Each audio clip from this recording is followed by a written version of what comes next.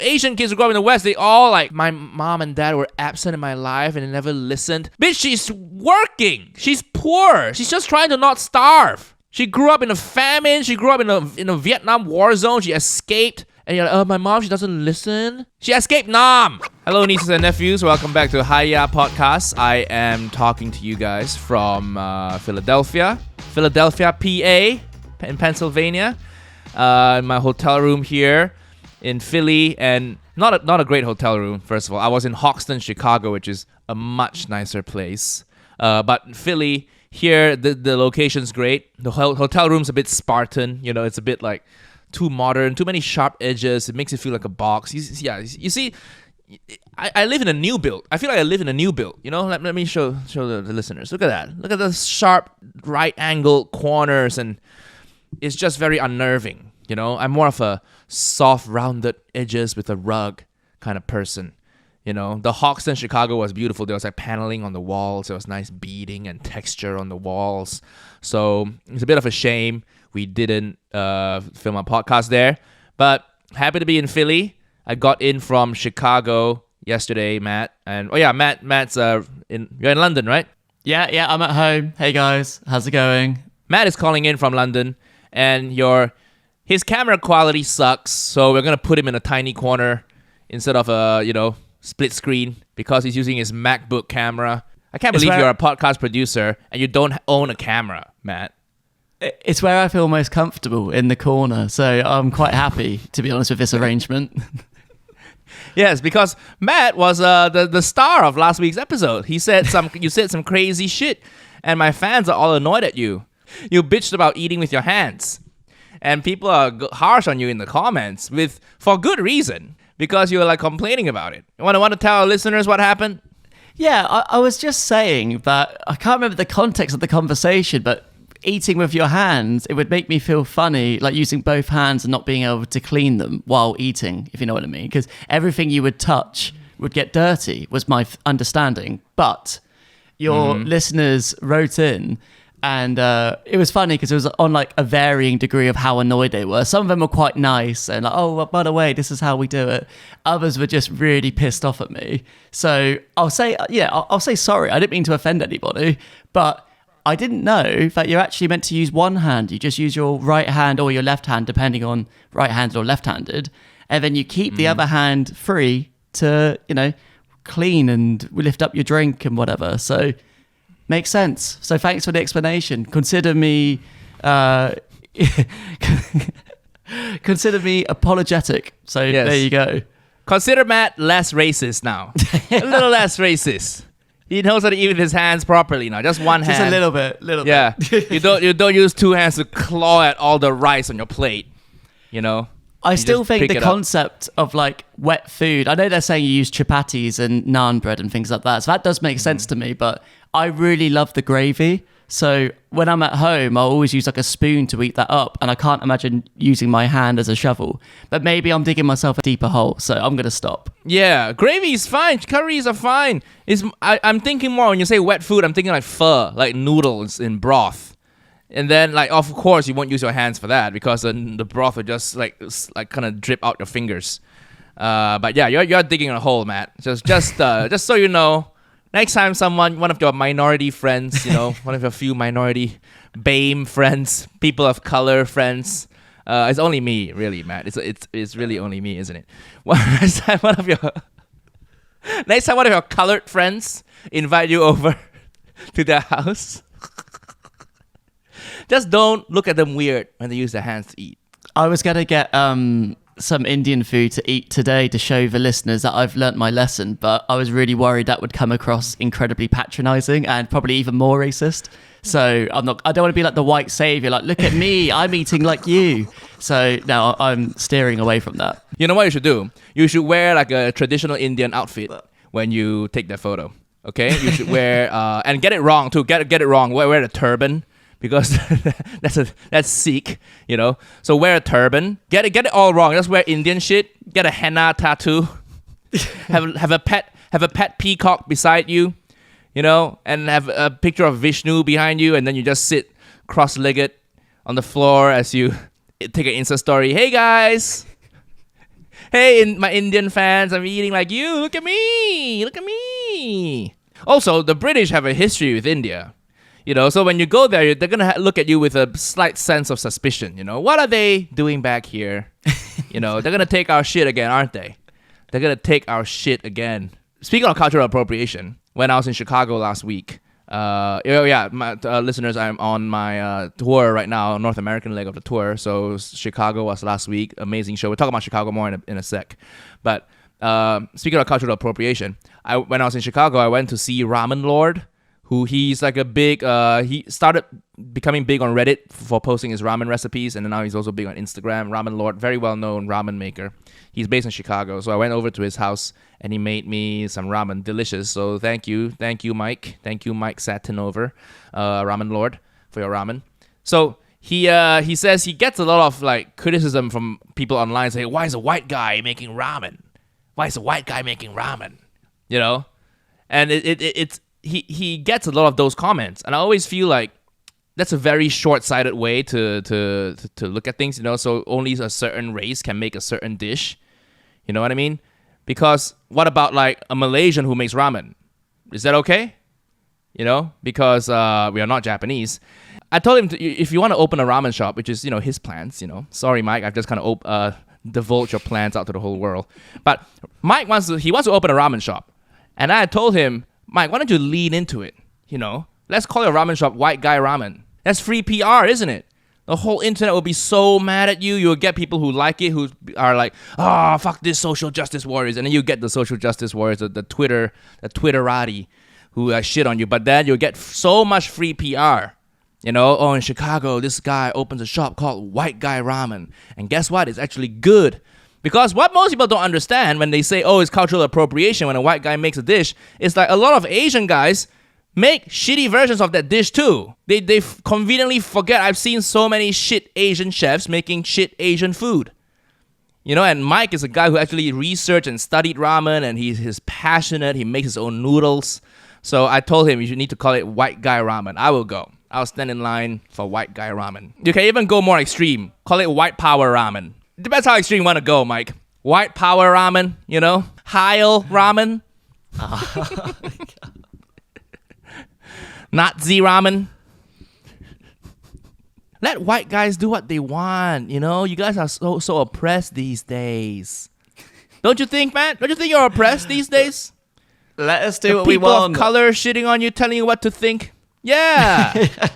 White guys, give them their freedom back. It's been like 5 years where we haven't been able to do what we want. Give it back. We miss it. Exactly. Okay, listener emails. So this is from Danielle, and the title of the email is Oopsie. So, I am a big fan of your podcast. I look forward to it to break up the monotony of my work week.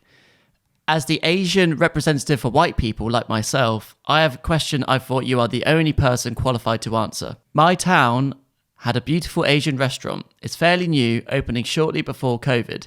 It's very successful, has a great menu that spans Chinese, Thai, Japanese, and a sushi bar. Wow. That alone means it's not a good Asian restaurant there. Sorry to burst your bubble, Danielle. But if you see a place that serves pad thai and sashimi, run. How do you know? They might have an expert from each field. They might have 5 different head chefs there. You never know, Nigel. Really? So a Thai head chef, a Japanese chef, all under the same roof. What is this, a sitcom? Yeah. What is this? Unlikely.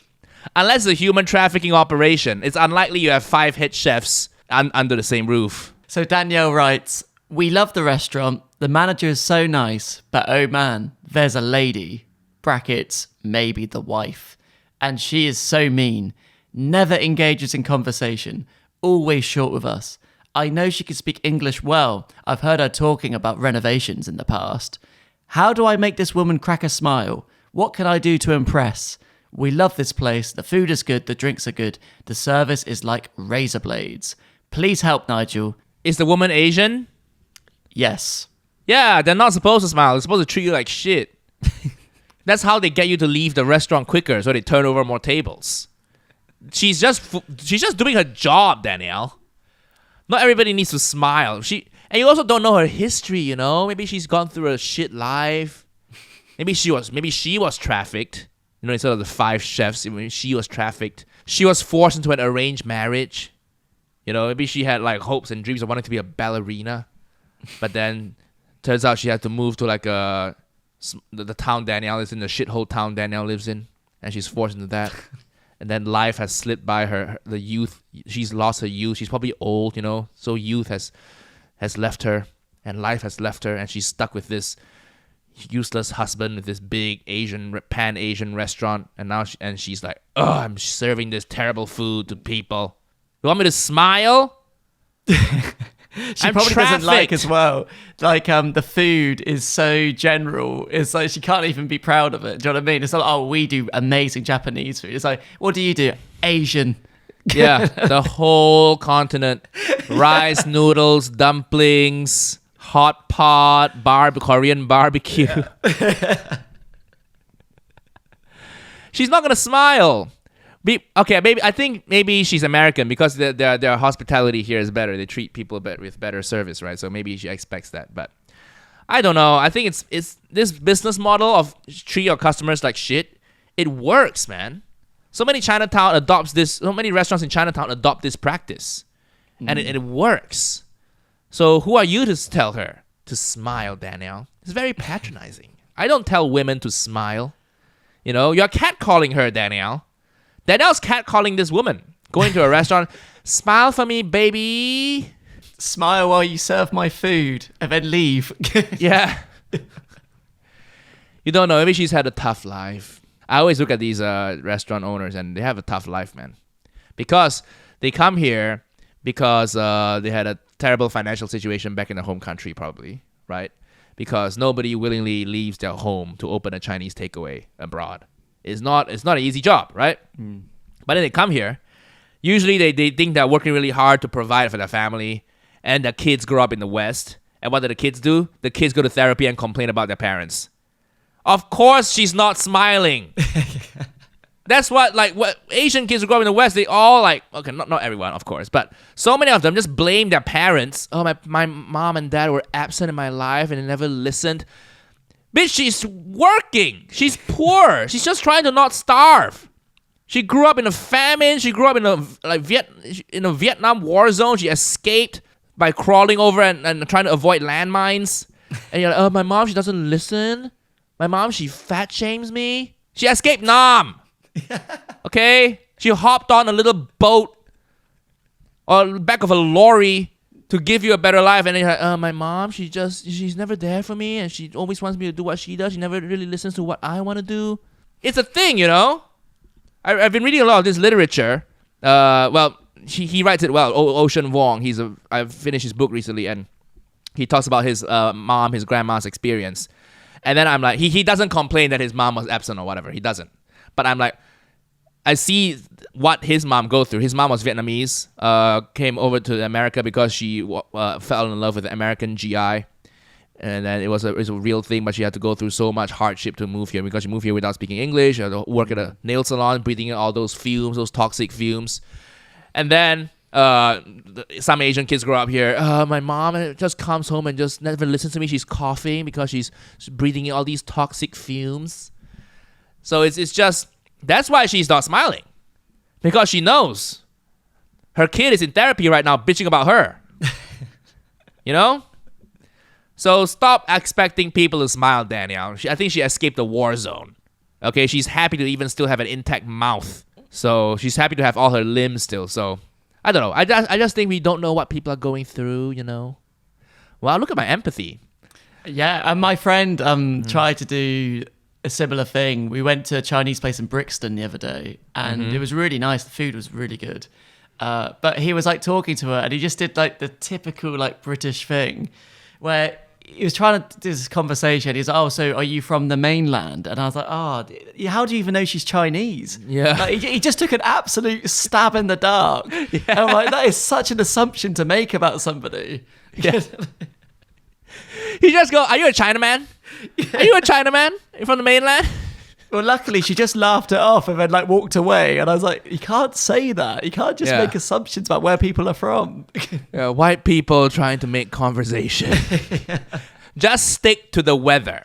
Yeah. Just stick to the weather. We're good at that. We're very good at that. Yeah, it's inoffensive. It's cold today, innit? It's hot today, innit? It's mild today, innit? You know, those 3 sentences will serve you well wherever you go. Stop asking people if they're from the mainland. Jesus Christ. It's not an offensive question, but it's a bit weird to... It's not even where are you from, right? It's like, are you from the mainland? But to go back to the topic of like kids growing up here getting therapy, that's something I worry about. You know, I work so hard to live and move in the West, and then my kid is I'm gonna be so annoyed if my kid goes to therapy and bitches about me. I need to micromanage. I need to install like a little like a transmitter under my kid's backpack, so when he ever goes to therapy, he or she go to therapy, I can listen to what is this kid bitching about? It better not be fucking me. I work too hard for this shit. You know, just listen. So you never know. You never know what people are going through, and don't ask people if they're from the mainland. Quick thing, listeners, we now have a Discord for Uncle Roger videos and also this podcast. So a Discord, if you don't know, is this place where people who like my work, you can all communicate with each other. It's a place, it's a message board, essentially. I think we have crossed 12,000 people in the Discord now, and it's been great seeing everyone who's in there participating, suggesting video ideas for me to review, talking about the podcast. There's a whole just separate channel for that in the Discord. So click the link, join the Discord, and sometimes I drop by every now and then to see what people are up to and chat to people there as well. So if you're interested in that, join the Discord. Link in description. Back to the show. Chicago was so fun. I was there. I used to live there, you know, and man, I forgot how nice it feels to belong. You know, when I did my show there, I just said, I went to Northwestern, and the whole crowd cheered. Just, whoa! And it just feels nice, you know? I'm in London, I say I went to Northwestern, nobody cares. Nobody knows what that university is. And I performing in America, I've only done 2 shows so far, right? But performing in the US made me realize I want to film my special in the US because the energy is just better. The people cheer louder. There are certain jokes, they laugh, they clap, and then they cheer. It's insane, man. And the moment I step on as Uncle Roger, I open the show stepping on as Uncle Roger, the crowd just goes mental. Just, you know, compare that to the closest I've got to that in the UK is Glasgow. Because they're like a loud, like, you know, working class, loud, passionate people. In London, you've been to the London show, which it went well. It was very nice. But people are so polite, and they feel like they're trying to watch a play, and it's like not decorous if you just cheer too loudly. It's so fun. Performing in America is so fun. Before you go on stage, you have house music, right? Just music playing as the people are walking into the theater. So when the music starts to fade, and then we play the walk-on song to bring me on. In London, the music fades. We play the walk-on song, I come on, all normal. But then in Chicago, the music faded. People started cheering. They're like, whoa! And the walk-on song hasn't even been played yet. I'm not even on stage yet. But the moment the music and lights faded, they were just whooping and hollering already. It's crazy. So people just have more, they show their appreciation more, you know? You get more of a sense of satisfaction. You feel more like a god here when you do well. Seriously, compared to doing well in the UK. Oh, this is very quaint. This is very funny. Nigel, it tickles my funny bones. How can we keep you humble? Because I'm worried. You're saying you feel like a god over there. That's not even like I feel like a celebrity or I feel famous. You feel like a god. What? It's a very normal emotion to feel, right? Have you not felt like a god before, Matt? Has Gemma not mentioned that to you in bed? You know? Has Gemma not made you feel like a god? I'm glad I've got headphones in because she's working in the next room. Put it on speaker. Gemma, you gotta make Matt feel like a god. Just fake it. Fake the moans. Fake some yelling. Fake some crying. Why does my sex life get paraded on this podcast every episode? Every episode. Well, you just... because I like making Matt squirm. You know, even through this shitty laptop camera, I can see you squirm, Matt. Through this shitty 480p MacBook laptop camera. Hey, 720. I'll have you know. So Chicago, it's a good city. Haven't been back. Last time I was back there performing was 7 years ago, and it's just wild, man. It's just so good to see my old peeps again. A lot of them are gone. A lot of them moved to New York or LA because to pursue comedy, right? So the people who are still there, I was glad I got to see them, and nothing's changed. My favorite restaurants are still there. You know, like Longman and Eagle, Noodle Bird at Fat Rice. You know, Longman Eagle was Matt, you stayed there when you went to Chicago, right? Yeah. Gemma organized. We went there 2 years ago, and stayed in Logan Square. Went to Longman Eagle. Went to I think it used to be called Fat Rice, right? And they changed the brand. Now it's called Noodle Bird by Fat Rice. Yeah, so good. Yeah, love it. How'd you find out about Longman Eagle? Because it's quite like an obscure place to choose to stay. If listeners who don't know, it's like a little restaurant. It's like a little bed and breakfast, I guess. They have a really nice restaurant, nice whiskey bar, and then upstairs they have rooms. Yeah, Gemma found it just through research, like through her job and things. She does a lot of research into different areas. And when we decided to go to Chicago, she did the research, and we absolutely loved it because downtown's like quite crazy. So Logan Square kind of reminds me, if you know London, like Shoreditch. Just like a really cool area, and the people were really nice. The Longman and Eagle food was so good. I couldn't believe how good the food was there. Yeah, it's really good, like all American food. Oh, I forgot how big portion sizes are in America, man. Holy shit. I went to a restaurant by myself because, I just landed in Chicago, right? So I just wanted to eat somewhere. I just got an appetizer and a main, and I couldn't even finish the appetizer. I was like, oh, Jesus. I forgot how big they were. Because have you seen the portion sizes in Europe? They consider London as Europe, you know? So it's so cool. I walk around thinking, oh, I'm a European, you know? If only they knew. If only they came to the UK and then they would see, they take a trade at 10 on the weekend and they would see, okay, we are not Europe. It's just drunk people and just, hey, you know, that kind of Essex type persona. There is nothing chic about the UK. Yeah, you get away with it. You say you're from London, they're like, ooh, la-di-da, so chic. So they think it's like Paris. You know? Like you get the same cachet if you tell Americans you live in London as you live in Paris. And I'm like, if only you knew. If you only knew, you would be very disappointed. They must be disappointed, right? When Americans go to London for the first time and then see how shit things are most of the time and how similar it is to America. It's the same number of fat people, same shit food, most places, same shit food, same loud, fat, obnoxious, drunk people. They must be they must come to London thinking it's some sort of like, everybody's wearing like long, cool coats and scarves and everybody's sipping wine and smoking cigars, you know, like Paris. Yeah. And then they come to London. It's like they get off at Heathrow. And then they take that tube from Heathrow all the way to Central and you see the shit houses everywhere.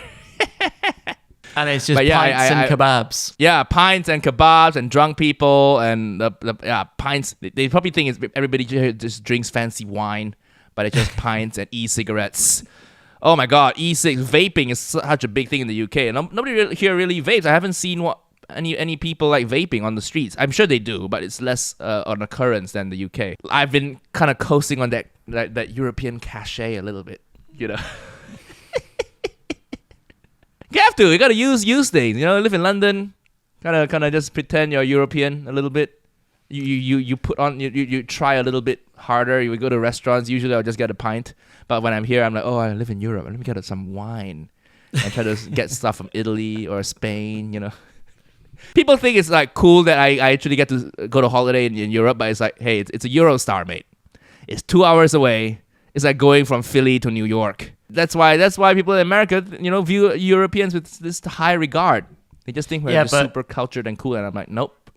You know that the UK is bad when you get to the airport and people are having pints at 9 a.m. on their way to Ibiza or something. Oh. Not Ibiza, actually. Magaluf. You know, that's the classic. Oh yeah, what is it with you guys? When you guys go on holiday, the concept of time stops applying. You know, you just start drinking pints at 9 a.m. You just woke up, man. You just brushed your teeth 2 hours ago. Why are you downing pints at the airport Weatherspoons? There's something about going on holiday that makes you Brits go crazy. And I was watching Inventing Anna, right? And they were on the yacht, you know, just doing. Well, if you don't know what the show is about, it's about this woman who's conned a lot of money from people and lived this like rich, luxurious lifestyle, basically. So that's the gist of it. But they were on a yacht and they were all discussing Ibiza. The Ibiza, no, it's pronounced Ibiza, and they make it sound like it's this super luxurious holiday to an American. And then I'm like, it's £15 on Ryanair to go to Ibiza. You know, it's Ibiza, so exclusive, the club night there. Nope. So a lot of the things, Americans don't know, man. Americans don't know how shit a lot of Europe is. They view it with this reverence. You know, Chicago is one of those cities where, like we live in London now. London's very like New York. Everybody's so ambitious. Everybody's just chasing things and chasing a dream and in a rush to go anywhere. In Chicago, people are chill. You know, they're more like working class, but they know. For this sounds bad, but you know they know where they stand in the world. They work hard, but they're not super careerist or ambitious. They're actually friendlier because they have the Midwestern hospitality. You know, so that's what I miss about Chicago. And every time I go back there, they just welcome me back so nicely, and that's nice. In London, every time I go back, nobody gives a shit. You know. And then making plans with people in London is so like, oh, you got to book ahead in advance. And in Chicago, they're like, yeah, we'll swing by your show. And people just swung by, you know, hung out in the green room. So cool. So it's very cool. So that's why I miss about Chicago. I saw your green room. The food you had looked unbelievable. Fried rice. Yes. It's all free, you know. It's all free. This guy, his name is Professor Pizza. So he does these like, what do you call it? Shadow kitchens, ghost kitchens. So basically, they do stuff on food delivery apps, but they don't really actually have a physical location. So it's Professor Pizza. He does all types, Chicago deep dish style, New York style, Sicilian style. And then he has another friend who works in the same kitchen as him. I forget the name now, but they do Chinese food. So they're both fans. And then my friends put me in touch, and then they just came through with food. Here's what I like about smaller cities. You know, everything is word of mouth. It's my old comedian friend who now lives in St. Louis. He's like, oh man, you're coming to Chicago? I'll ask Professor Pizza to reach out to you. And then Professor Pizza reached out. And Professor Pizza put me in touch with the Chinese food guy. And then the Chinese food guy put me in touch with Professor Pizza put me in touch with the videographer as well. So we filmed the show too. Oh, nice. So that's what I like about small towns. It's all just word of mouth. It's the same in Malaysia. Everything's word of mouth. You know, nobody Googles hire an accountant. You just ask your relatives. Do you know any accountants? I need an accountant, and then they give you an accountant's number. They say, oh, I know a guy, and they send you his details. But then the downside of that is it's very easy to get scammed, because if everything's word of mouth, I know people who are like, yeah, I know an accountant, and then it turns out the accountant's like not very good. They're colluding together with the guy and try to steal a lot of money. So there's good and bad to this small city word of mouth type situation. But I think it's nice in like smaller towns, like people, like you were saying, they're more sincere. I think in like London, like you say, everyone's got somewhere to be or wanting to do something. You feel like you're always being used. Like, what are they trying to get from you? Whereas conversations with strangers in like Chicago, or they are just that. They're just nice conversations where neither of you are trying to get anything from it. You're just like enjoying being in the moment with each other. Well, they are trying to get stuff from you. They're trying to get your tips. So you have to keep that in mind. Everything is tipping based here. Oh, that's another thing a British person needs to get used to. Every little thing you need to tip. And I'm constantly worried, like, do I need to tip this? Do I need to tip this? They have that iPad, and then they flip the iPad over and you have to choose the percentage of tip. You know, you take a cab, you have to tip, everything. So I'm constantly worried, like, am I tipping enough? I don't want to, I know Asians have a reputation, we're stingy. So I don't want to perpetuate that stereotype, you know. So let me tip 20%, let me tip 20%, but is 20% enough? I don't know. Are you overcompensating? Are you just like paying that 100% tip sort of thing? Like, just take it, just take my money. Just please. Take my money. Asians are not all like that. Take my money, please, on behalf of the other Asian people. Let me pay on behalf of my Asian brothers. And there are so many Asians here in the US. Everywhere I go. Chicago, Philly, feels good. This US tour. You don't remember when we were recording at home in London and I was like, oh, the tour, I don't want to go. I miss my home. And then I come over here and now I love it now. Even though this is a shit hotel room, I think I'm still having a good time, doing this tour. Good. And has Oscar got like full house privileges for it? Oscar's Nigel's plant guy. He has a key to my house. Yeah. That's They just sent amazing. me an invoice today, so I have to pay the invoice. How does he let you know? Does he like take photos of the plants so you can see how they're getting on? Like, how do you know they're still alive? Listen, I don't. But sometimes when you have a plant guy, it's all about trust. I trust him to take care of my hydrangeas. It's about trust, man. If you want to run a good business, it's about trust. You need to let people get on with it. You can't micromanage them. I know I say that and micromanage you every week, but to run a good business. Yeah, and I say that I'll be better at micromanaging, but sometimes some of the instructions I give to Matt, listeners, is like, can you move this thumbnail, this emoji on the thumbnail, can you move it up by like 2 pixels, 3 pixels there? Can you change the color of the thumbnail here, But you are good. You let me get on and upload it, if you know what I mean. Like, you'll be like, I'll say, okay, I've made the changes. I'm going to upload and everything. And you're like, okay, cool. You're not there. Like, oh, have you done this? Have you done that? And like, yes, of course I have. I will always do that. Don't worry. You're in safe hands. So I can attest to that. You are quite a trusting person. Oh, good. That's why I get used by women. That's why I go to micromanage women. How would you micromanage them? Tell them to send you every hour their live location on WhatsApp. Micromanaging sounds like a much better and sexier term than being a controlling, abusive partner. That is true. Next time I get asked to go to couples therapy, I'll be like, I'm not abusive or controlling. I'm a micromanager. Sure, do I have a digital map and then have her location pinpointed at all hours of the day? Yes. I want to have a big Google map on like a TV, on this TV here. And then it's just all the women I'm seeing as little dots on the map. So at all hours of the day, I know exactly where these women are.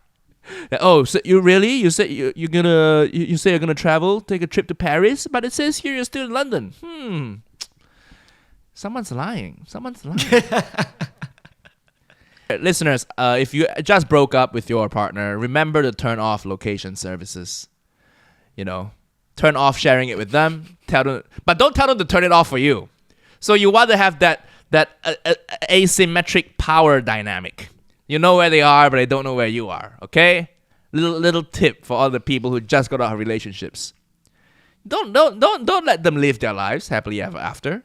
You gotta have this constant presence over them. Make their life hell. The same way how they deserve it.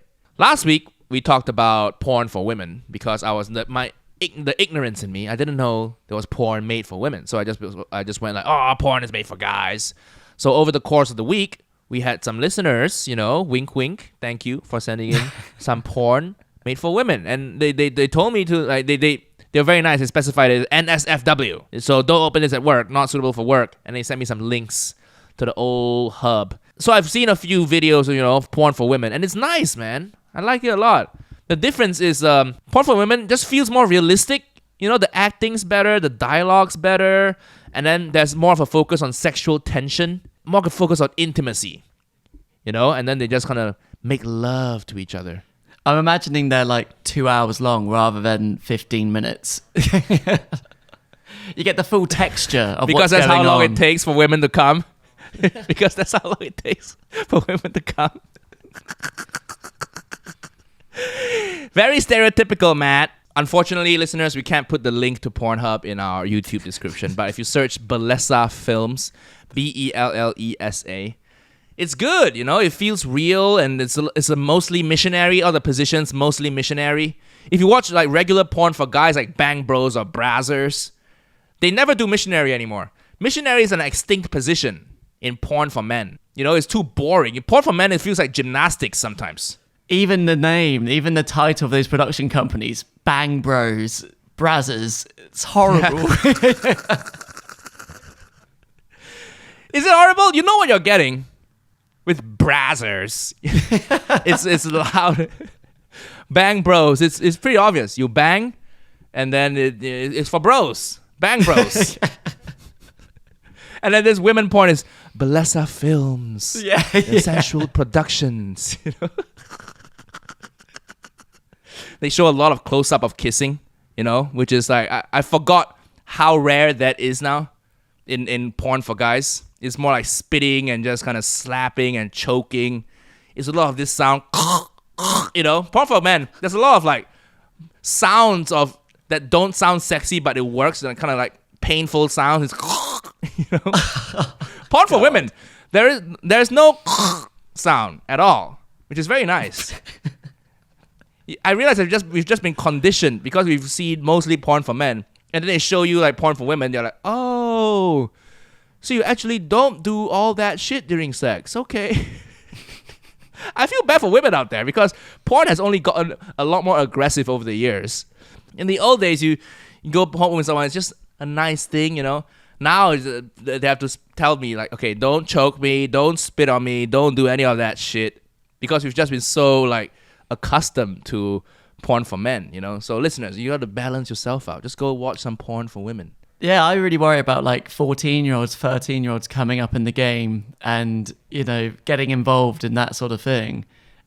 What are they going to think? They're going to think that's completely normal, but that's how people have sex. And it's just such a misrepresentation of, yeah, sure, some people do that when there's consent and they've been, you know, dating a while or whatever and they're both into it. But the majority of people, it's not really a reality, is it? Where you're going to bang someone like in the park or something. It's weird expectations. I agree. I think it's so aggressive now. First base is choking now. I think for a 14-year-old, you know how we used to end our dates with a nice peck on the cheek or peck on the lips as we walk them back home? I think 14-year-olds go on dates and they drop them off back at their house. They're like, all right, I had a really good night.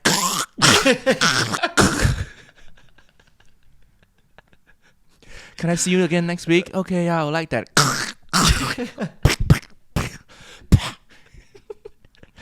So we gotta watch some porn for women, and I really appreciated them sending. I mean, not when I say them, it's one woman. It's one woman. I think that's a fun little thing, you know. I love it when listeners send things in, so including female porn. So thank you very much for listening, and you just made my life so much better. I discovered some real shit. I discovered what women want out of sex, because male porn is very male gaze centric, right? Oh yeah. It's all these acrobatic moves. The guy's carrying the woman. The guy's like just kind of like pounding and pounding away, and then they never stop to ask, "Are you enjoying yourself?" You know, they never stop to ask the woman. The woman's just there as like a prop almost. I think as well, it's And like then- the narratives are like, they're not, you know, in the 80s it was like the pizza guy comes around. Now it's like you're banging your stepsister or you're banging. It's so strange. It's always, oh, hey, step bro, help me, I'm stuck in the washing machine, step bro. Women porn won't have that because women hate doing chores. You know, it's a stereotypical thing. Over the course of the years, it's housewives. They don't want to see it. They want to see empowering porn. You know, this woman who just came home from a long day running her startup. This woman CEO comes back home from work running her startup. She's successful enough to be able to have like domestic cleaners to do her laundry. So she's never going to get stuck in the washing machine, you know. And he's never a pizza delivery guy. Oh, do you want extra sausage?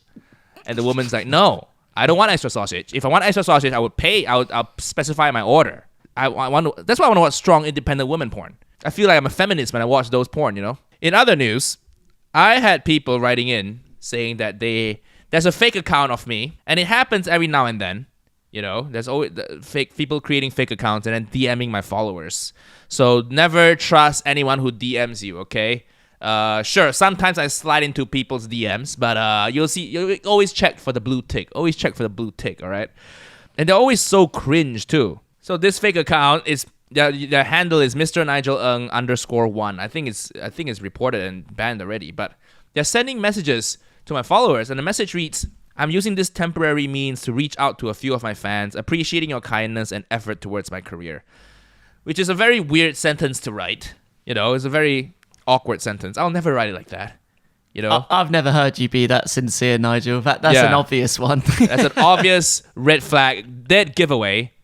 You know, if I DM you, it would be like you up, you know, with the letter U, and then a eggplant emoji, water. Then you know it's real. That's better than like the blue tick verification. Yeah. If you see that, you know it's me. You know it's me. If you are caring, love, kind-hearted, and honest woman, I would love to know some things about myself from you, which is affecting my career. Doesn't even make sense. This guy can't even write English. I appreciate you so much. Heart emoji. I'm a lover of dogs and a cat. Share ideas with me about your pretty dog. Perhaps its name first. Always wear your face mask. I will never say always wear your face. Who is this guy? Why are they messaging my lonely female fans? I know I have a lot of like lonely single female fans out there because they always let me know. So don't prey on my lonely female fans, scammers. You know, their life is sad already. Why are they saying about the face mask at the end? That's such a random turn. I don't know. And I'll never ask you to wear your face mask because in my head, COVID is over. I'll never ask you to do that. But yeah, that if people message you pretending to be me, just report that account. I always get. That's how you know I'm somewhat famous. You know, I have fake accounts pretending to be me. It's very depressing. Who are these people? And I hope nobody's falling for it. You know, I hope no woman out there is thinking, oh, Nigel wants to meet me, and then she shows up at a date, and then it's just this Nigerian scammer. Matt, you should create a fake account and then DM them. And see what happens. Create a fake account of a woman. Okay, just use Gemma's photo or whatever. But then let's just put like a fake handle and say, hey, I really want to get to know you. I have my face mask on and I have a dog. That could be our ongoing narrative. We should do that. And let's see where it takes us down the rabbit hole of this weird sociopath. Yeah, do that, please. As a podcast producer, that's your next responsibility, okay? Please engage with these fake accounts. All right, I'm gonna micromanage you. Please send me screenshots every day of what the guy asks you to do. And if the guy wants you to get on FaceTime and get naked, do that, please. Okay? Do as he says. Right? You gotta get on FaceTime and get naked. Again, but it talks about cancel culture. I'll never cancel you for if you stroke your dick on FaceTime. If anything, I think they'll get the podcast more views. Listeners, if you want to see Matt do that with a scammer, please leave a comment. That's payback for you complaining about eating food with hands. Okay? So, time for Matt to learn his lesson.